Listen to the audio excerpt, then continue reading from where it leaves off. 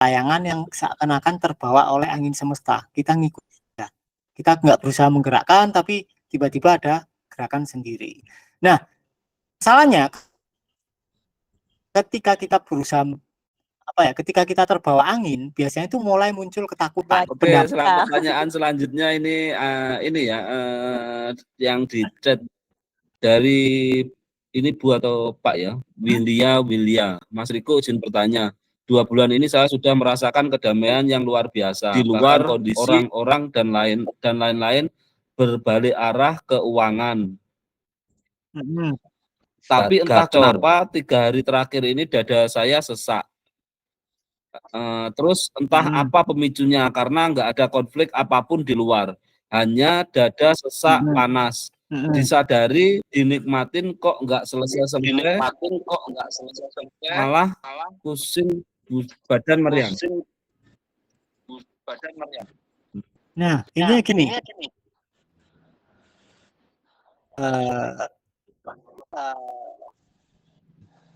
Nah, ketika kita mencari pemicunya, berarti kita tidak sedang menyadari. Intinya itu, ketika ini kan udah tersadari semua, terus frame-nya mulai membaik, rezeki mulai gacor, kemudian tiba-tiba di suatu hari dadanya terasa nggak enak, atau emosinya tiba-tiba kok muncul, tapi kok pemicunya nggak ada apa-apa, kok tiba-tiba emosinya nggak enak. Nah, kesalahan kita adalah pikiran pasti mencoba mencari tahu, oh ini kenapa ya? Nah, masalahnya ketika ini tanya, ini kenapa ya? Kita berusaha menjawab, padahal ini dibiarkan lewat aja.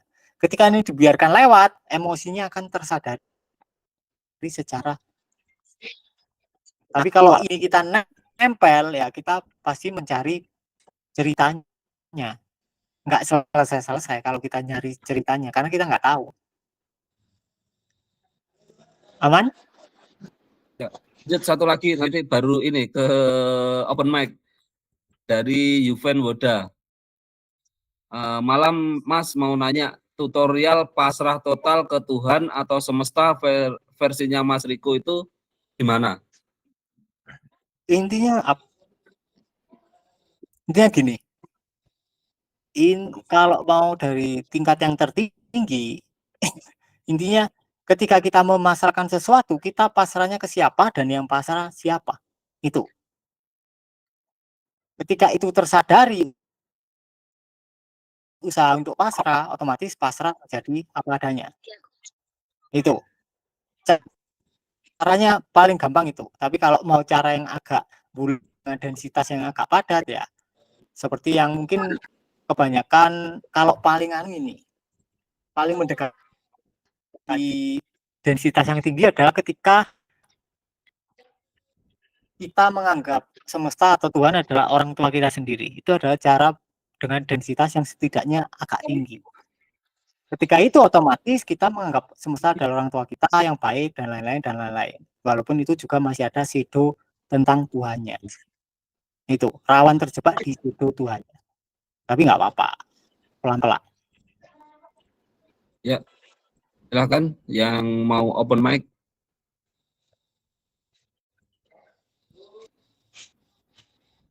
Halo.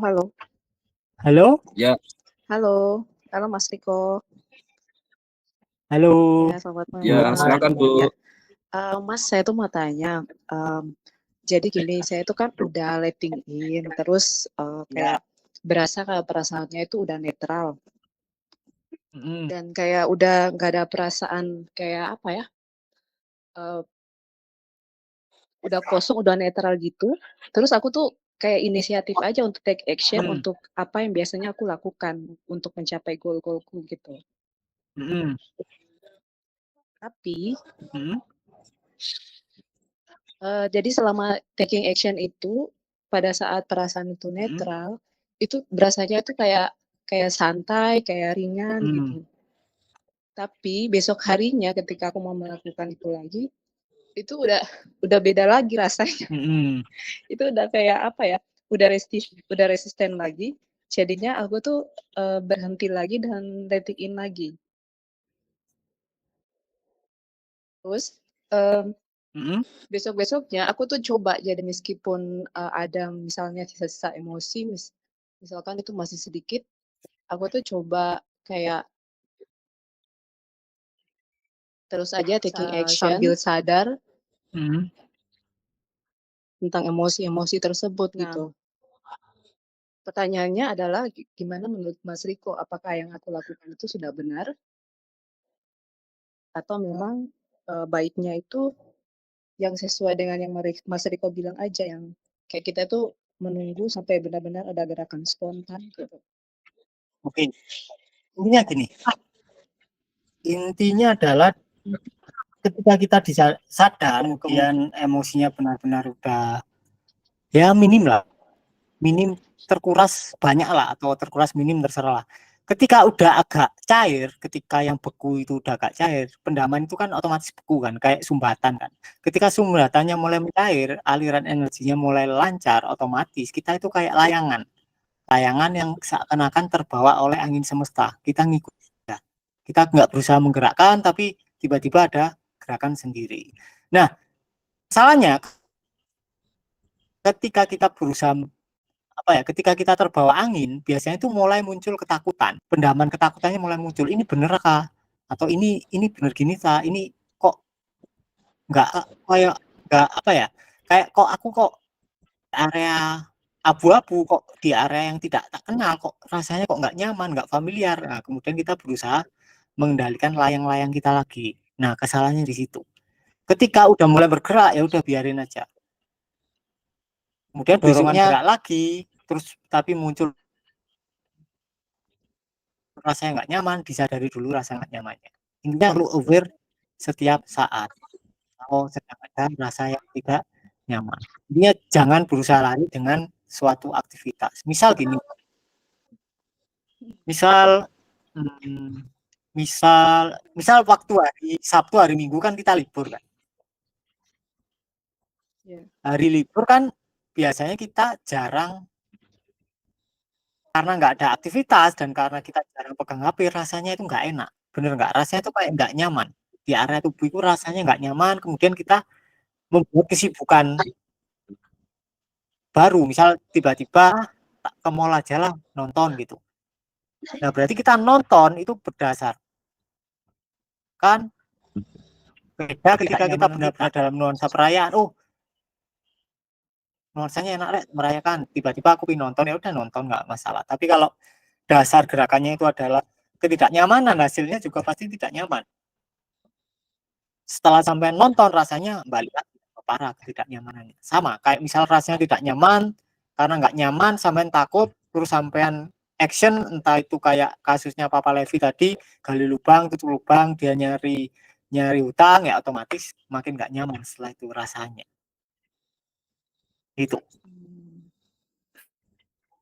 Jadi ya intinya emosinya sampai nyaman dulu, baru action, baru gerak gitu ya. Kalau misalnya kita pengen inisiatif sendiri gitu. Total air itu biasanya udah ada gerakan pasti, meskipun itu cairnya 5%, itu pasti sudah ada gerakan pasti itu. Ya, soalnya kadang kayak nunggu tuh lama nggak ada gitu jadinya. Nah, itu karena sampai menunggu, yang menunggu itu belum disadari. Mungkin.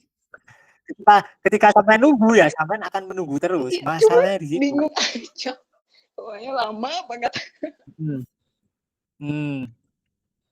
Sama itu kejadiannya sama saya. Ya. Sama. Kejawab akhirnya. Oke, Mas, aku ngerti sekarang. Oke. Sama-sama. Makasih ya. Ya. Silvanya Mariko. Ya, silakan yang lain. Selamat malam Mas Riko. Selamat malam Mas Riko. Malam ya, Pak Win. Pertanyaan saya gini. Pak Win. Semua yang bisa kita sadari itu kemudian bagaimana kita mengetahui keberadaan background itu. Kalau nggak bisa disadari, nggak bisa diamati, nggak bisa didengarkan. Jadi kita mengetahui bagaimana mengetahui keberadaan background ini. Iya, sama. Nah, intinya gini. Nah, intinya background itu sendiri atau kesadaran itu tidak bisa diketahui dalam kualitas yang objektif. Artinya kita nggak bisa melihat kesadaran kayak kita ngelihat HP. Kita adalah yang melihat. Otomatis kita mata tidak bisa melihat mata itu sendiri, tapi dia bisa hadir sebagai mata. Ketika kita ngelihat handphone, bisa jadi kita tersesat, oh aku handphonenya. Tapi ketika kita benar-benar sadar sedang melihat, ya udah selesai. Nah, itu. Pertanyaan ini sebetulnya akan selesai ketika praktek. Ketika praktek menyadari pikiran, oh ternyata gini. Nah, itu. Kalau kita jawab secara diskusi berupa kata-kata, ini hal yang cukup tricky. Pasti salah. Bahkan kata-kata aku jelasin pun pasti salah. Enggak mungkin. Tapi kalau langsung praktek, disadari pikirannya, oh pasti ada momennya. Oh ternyata aku ini. Kayak wow gitu loh, kayak ada apa ya, satori. Oh ternyata aku ini. Gitu. Ya, sudah ditangkap ya Mas. Sama-sama. Oke, sekarang ganti saya bacain yang chat dari Bunga Slamet Jaya. Mas Riko, di setiap letting in atau mirroring yang sering terjadi ketika menyadari pikiran yang dari tadi muncul, maka pikiran tadi langsung hilang, seolah-olah tidak mau disaksikan.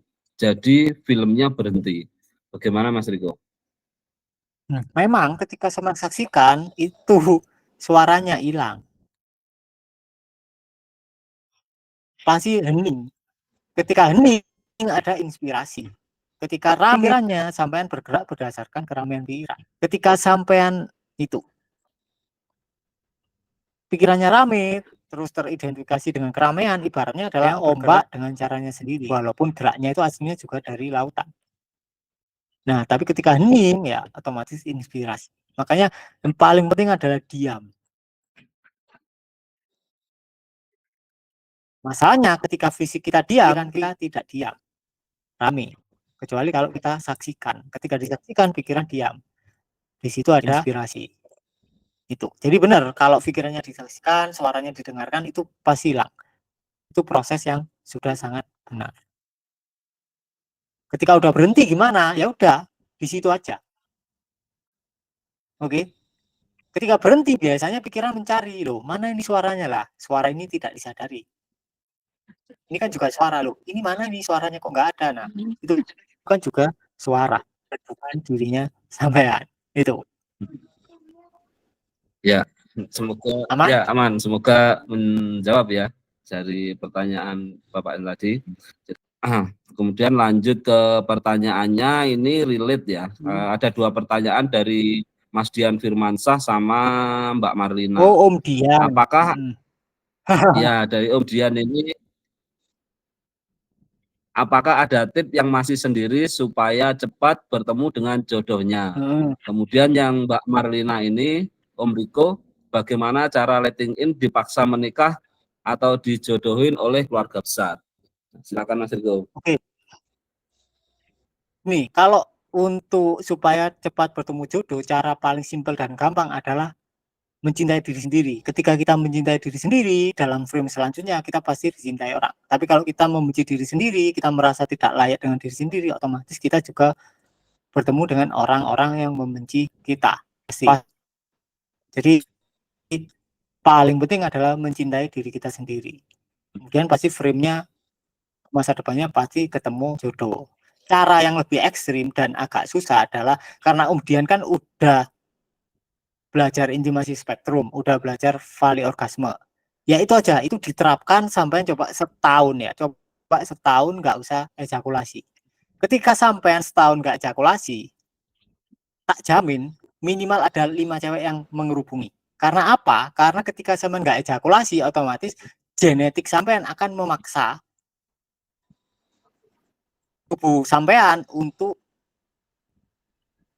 mating atau untuk berejakulasi, untuk mengalami proses pembuahan otomatis, karena sistem genetiknya sampean itu primernya atau program primernya itu adalah perkembangbiakan.